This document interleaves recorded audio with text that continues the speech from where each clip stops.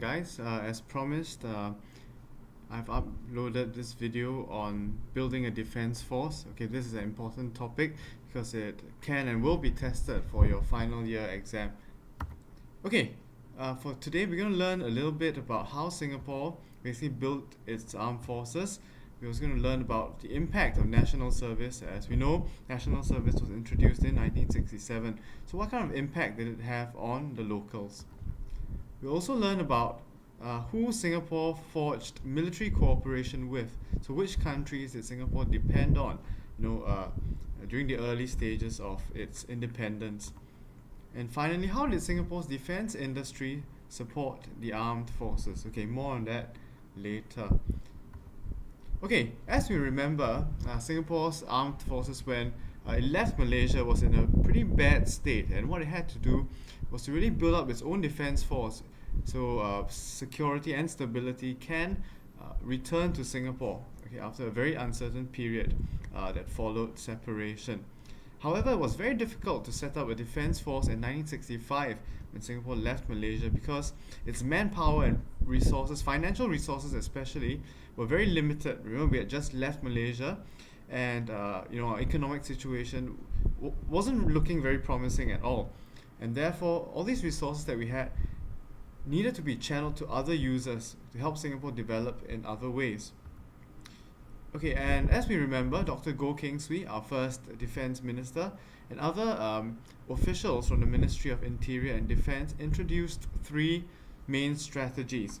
And these three main strategies would govern Singapore's approach to developing its own security force. Okay, firstly, if you look at the picture over here, okay, what you see here is the introduction of national service. Okay, so basically locals would now be conscripted. And by conscription, I mean compulsory military service, okay, to the army. Next, as you see, Dr. Goh Keng Swee over here, okay, talking to someone who looks rather foreign. And yes, okay, if you think about it, the second strategy is actually to cooperate with other countries. Okay, and finally, of course, this is basically the SAR-21, one of our very own Singaporean weapons that we've adapted, our own rifles that guys you will see during your own national service stint. Okay, the last part was building Singapore's defense industry. Okay, so today we're going to look at how these three strategies helped Singapore to develop a military of its own. Okay, so firstly we look at introducing national service. Alright, and as you can see on the right, okay, this guy over here, a new recruit, learning how to use the M16 rifle. Okay, and conscription of male citizens was now put in place into the military service, and whenever you're conscripted, you're known as national servicemen. Okay, it used to be longer, but today it's only 2 years. It used to be 2.5 years. And after national service, they would form part of the reservist forces.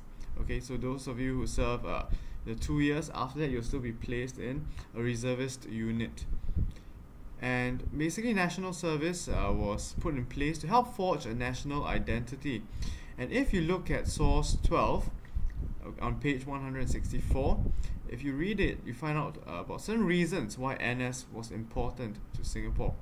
And firstly, NS was important in creating a sense of loyalty among the people.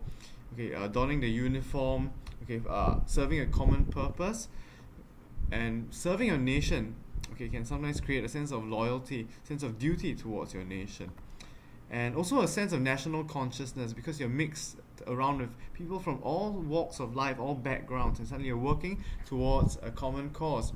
And national consciousness was forged in this way among people. It's kind of national service is a way to create social cohesion, okay, not just militarily but socially as well. Okay, and if you look at sources 1.3, 1.4, and 1.5, they tell us a little bit about the impact of NS on the people. Okay, and you read source number 13, you realize that NS developed some degree of independence and confidence among national servicemen and was a platform for racial integration and comradeship. Okay, so like I said, you mix with people from all walks of life across racial and religious boundaries, and this helps Singapore generate some sort of racial integration among the different communities. And of course, comradeship. Okay, you're fighting, you're sweating, you're bleeding, okay, you're bashing through the jungles together. All these help to create a sense of comradeship. And source number 14 is basically a reflection from an individual, and it says that it was a very sad moment for me because it was a new stage in life. Some people saw it as a disruption in their ways of life, disruption in their education. They could have had plans to do something, to pursue perhaps a university education, but suddenly they were conscripted. And finally, like I said, NS sometimes disrupted studies and delayed entry into the job market. And it happens even today, okay, when guys basically enter the workforce 2 years later than females in general. But in order to defend Singapore, this particular individual mentioned that it was, however, necessary due to the threat to our country, as we learned about the internal and external security threats that Singapore faced in its early years. Okay, the second step is military cooperation with other countries. Singapore and Malaysia were young nations. Remember, Malaysia had only gained its independence from the British in 1957, and Singapore from Malaysia in 1965. They were young nations with fairly limited defense forces because they had relied so much on the British colonial masters before that. Okay, so if you were Singapore's leader, if you're Mr. Lee Kuan Yew, which countries would you want to establish an agreement with to secure the security of the region? Okay, so you think about it in terms of our vicinity, which countries are near to us, which countries are developed enough, who could help us, develop our own defense force and to cooperate with in order to maintain a certain level of security in the region. So Singapore turned to New Zealand, also turned to Australia, it turned to Malaysia, and it turned to Britain as well. Even though we've no longer a British colony, we still looked to Britain to give us advice, and we established the 5-power defense arrangements to enhance security of the region. And the members basically agreed to conduct joint military exercises regularly, and we still do that with countries like Australia, for example, today. And members also agreed to consult each other in case Singapore or Malaysia face any external threat.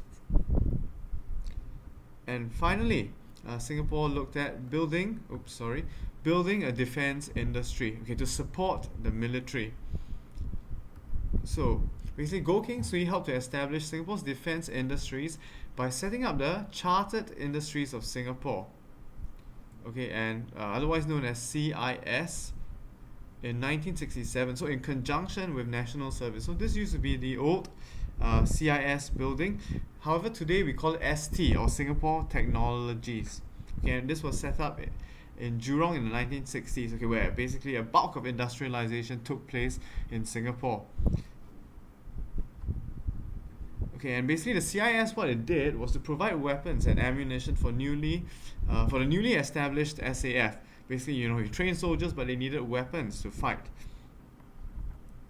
And Singapore could therefore reduce its reliance on foreign countries to supply the SAF with weapons and other military equipment.